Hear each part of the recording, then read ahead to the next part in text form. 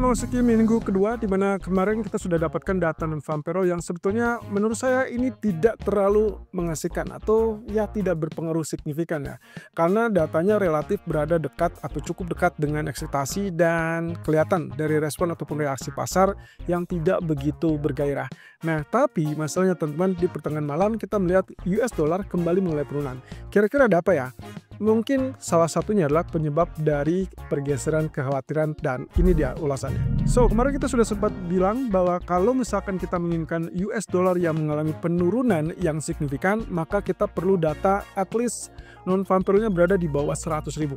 Dan kalau sebaliknya, misalkan ingin US dollar yang mengalami penguatan yang signifikan, maka kita harus melihat non-farm payroll berada di atas 200.000. Hasilnya ternyata 151.000 dan itu berarti di bawah ekspektasi yang kurang lebih ada 159. Bahkan di beberapa website menunjukkan 160 ekspektasinya. Tapi pada dasarnya ya hasilnya adalah pelemahan US dollar dan itu yang kita lihat dari reaksi pasar. Hanya saja kalau kita perhatikan secara signifikan saat list data itu tidak langsung begitu saja pelemahan terjadi. Terutama untuk emas yang sempat justru malah mengalami penurunan swing low sampai 2901 sebelumnya akhirnya dia rebound ke 2911-an. Nah, ini yang menjadikan tanda-tanda bahwa apa yang terjadi kemarin itu sebetulnya market masih cukup gamang dan hampir bisa dipastikan tidak bergerak terlalu banyak atau tidak bereaksi terlalu berlebihan. Nah, ternyata kalau kita perhatikan tingkat pengangguran itu naik ke 4,1% dari 4,0%, sementara average hourly earnings basis bulanan ditunjukkan dengan data yang relatif turun dari 0,4 menjadi 0,3%. Ya kalau lihat dibandingkan antara ekspektasinya sih harusnya sesuai ya. Hanya saja yang saya coba compare adalah previousnya yang notabene awalnya 0,4 lalu kemudian result yang bulan baru itulah 0,3. Jadi secara proses itu menunjukkan adanya tanda-tanda pelemahan dari tingkat penghasilan rata-rata per jam. Nah, kesimpulannya apa? Kesimpulannya pelemahan US dollar. Tapi memang saat detik ataupun terjadinya rilis data, justru kita tidak melihat pelemahan US dollar tersebut terlalu signifikan. Yang terjadi pertengahan malam setelah pidato Powell barulah kita lihat penurunan itu lebih signifikan lagi dan US Treasury yield malah ternyata mengalami rebound. Nah, kemudian kalau misalnya kita berpikir lagi apa yang terjadi dan bagaimana tentang reaksi dari ataupun respon market kemarin. Kenapa harga emas justru mengalami penurunan lebih dulu lalu kemudian dia naik tapi pergerakan secara keseluruhan relatif terbatas.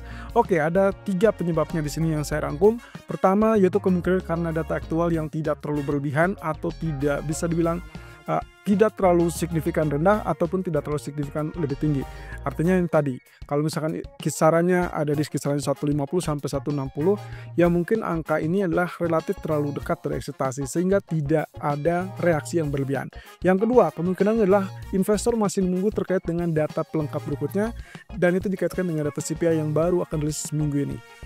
Yang ketiga, itulah alasan sederhananya kemungkinan investor mulai terpecah dengan kekhawatiran perlambatan ekonomi. Jadi ini ada hal yang cukup menakjubkan kaitannya dengan perkembangan terbaru sejak 1 atau 2 bulan pertama, terutama saat Trump mulai dilantik atau sudah mulai menjabat.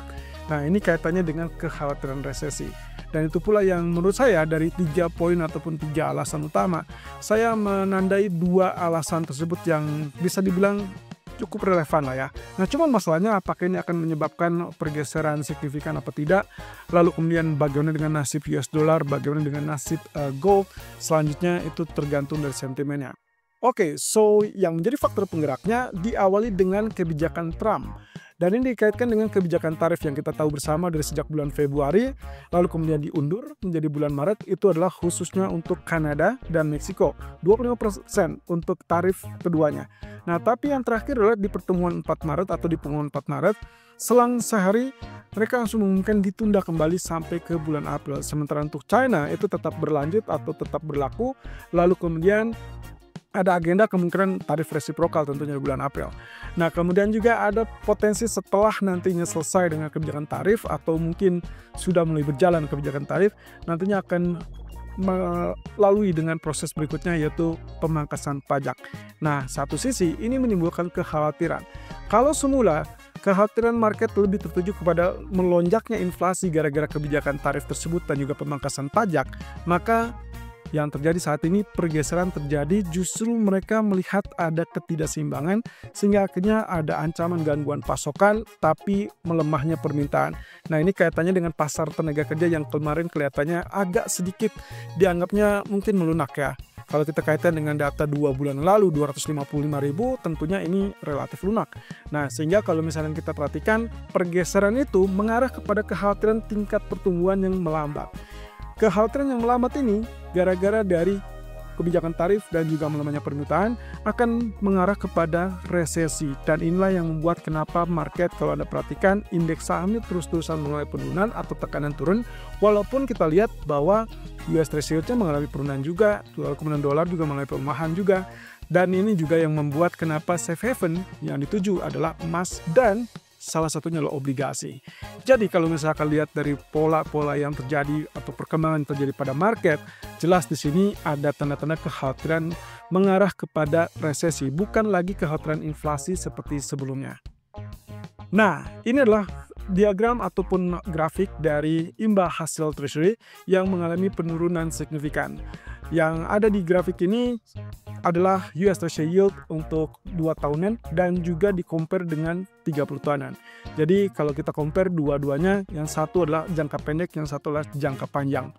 Yang terjadi adalah permintaan obligasi jangka pendek meningkat sehingga akhirnya menunjukkan imbal hasil 2 tahun itu mengalami penurunan yang cukup tajam. Ini terjadi sejak pertengahan bulan Februari. Jadi kalau Anda perhatikan grafiknya mengalami penurunan, itulah US Treasury Yield-nya. Sehingga kalau yield-nya turun itu artinya ada tingkat permintaan terhadap obligasi pemerintah. Nah, tapi sayangnya ini tidak disertai juga dengan apa yang terjadi pada pasar obligasi jangka panjang. Nah, tapi ini justru menunjukkan adanya ekspektasi bahwa Fed nantinya akan melanjutkan penurunan suku bunga dan paling cepat itu di bulan Mei. Jadi kalau misalkan mereka sudah mengharapkan penurunan suku bunga, apalagi dikaitkan dengan perlambatan ekonomi, maka ujung-ujungnya ini ada menciptakan kekhawatiran baru terkait dengan mentoknya ataupun ya bisa dibilang stucknya potensi dari pertumbuhan ekonomi Amerika. Tidak lagi masalah inflasi, kalau misalkan inflasi tetap tinggi, belum tentu dan tidak mungkin untuk Fed menurunkan suku bunga. Tapi pergeseran ini membuat dilematis yang terbaru antara dia harus fokus dengan inflasi atau dia harus fokus dengan perlambatan ekonomi. Nah, tanda-tanda resesi ini identik dengan imbal hasil yang mengalami penurunan, dan itu berarti inflasi yang tinggi, lalu kemudian ada penurunan aktivitas ekonomi yang signifikan, dan terakhir itu meningkatkan jumlah kehilangan pasar tenaga kerja ataupun lonjakan tingkat pengangguran. Kita mungkin tidak melihat semua poin-poin tersebut muncul, teman-teman, tapi salah satu karakteristiknya yang terlihat adalah imbal hasil mengalami penurunan, lalu kemudian pasar tenaga kerja mulai agak sedikit melunak walaupun dianggapnya tetap solid, dan juga tingkat pengangguran perlahan dia kembali naik ke 4,1%. Ya, kalau lihat dari 5 atau 6 bulan yang lalu, kita sempat melakukan tingkat pengangguran tersebut di 4,2%, dan tapi Fed sendiri mengatakan ini masih dalam secara historisnya masih tetap rendah. Yang kita katakan kalau misalnya terjadi lonjakan lanjutan tentunya, apalagi kalau terjadi PHK besar-besaran yang berlanjut di lingkungan pemerintah federal. Nah, jadi tanda-tanda inilah yang membuat kenapa pasar agak panik, dan sejauh ini imbal hasil treasury terus mengalami penurunan. Terutama kalau kita kaitkan dengan imbal hasil jangka pendek 2 tahun, dan yang selalu kita lihat dan cermati adalah grafik 10 tahun. Nah, sementara dari sisi lain, Federal Reserve tetap berada dalam posisi wait and see. Mereka tetap menunggu dan coba meyakinkan diri dari beberapa data yang masuk. Ada 2 pernyataan di sini yang saya soroti dari Daly dan juga Powell tentunya. Keduanya sebetulnya secara signifikan dan juga tetap menegaskan bahwa mereka tidak buru-buru. Fed tidak ada alasan untuk menurunkan suku bunga termasuk di pertemuan minggu depan bulan Maret ya. Dan kalau kita perhatikan dari salah satu statementnya, ada meningkatnya ketidakpastian akibat dari kebijakan pemerintahan baru. Jadi dalam hal ini baik Daly ataupun Powell tidak mau terlalu mengambil risiko. Kalau mereka bergerak terlalu cepat itu juga salah, tapi mereka bergerak lambat pun akan disalahkan. So, yang akan kita lihat di sini adalah kemungkinan dot plot akan memproyeksikan berapa kali penurunan suku bunga minggu depan.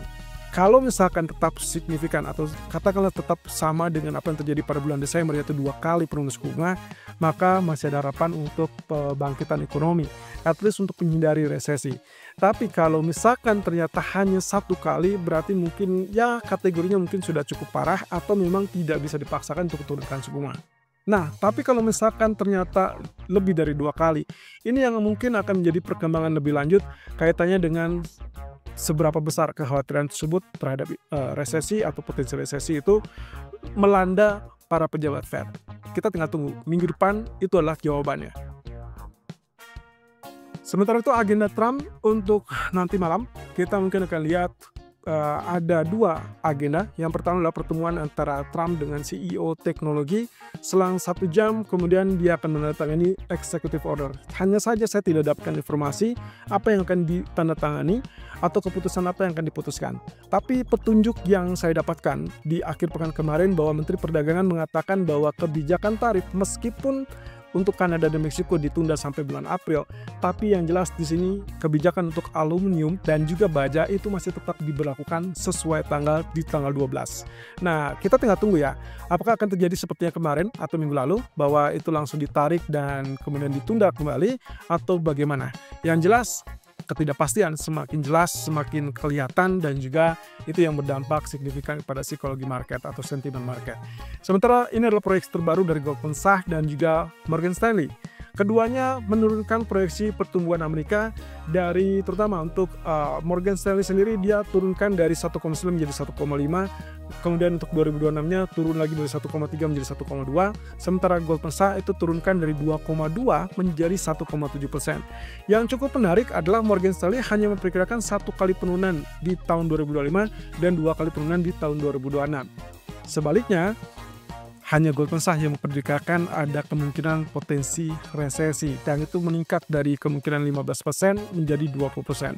Saya tidak tahu apakah keduanya juga melihat ada kondisi ataupun tanda-tanda signifikan dari lapangan pekerjaan ataupun bahkan inflasi. Tapi yang jelas data inflasi untuk saat ini memang masih tetap tinggi dan dianggap solid di area 2,9%. Mungkin nanti kita akan lihat apa yang terjadi pada data tersebut di hari Rabu.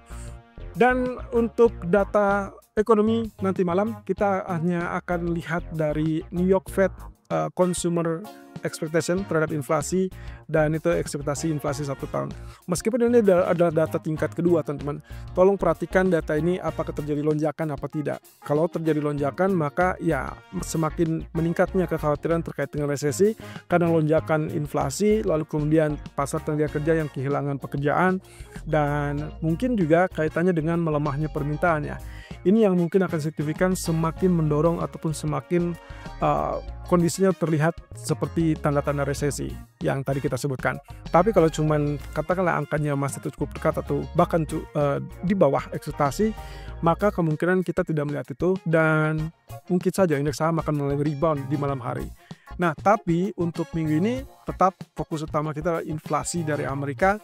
Walaupun ada data GDP dari Jepang ataupun GDP dari Inggris. Sementara inflasi dari Cina kemarin di hari Minggu dirilis dengan angka yang bisa dibilang menunjukkan deflasi dan saya rasa itu alasan kenapa Hang Seng mengalami penurunan pagi ini. Tapi ekspektasinya besok kita akan dengarkan keputusan apa yang didapatkan oleh parlemen.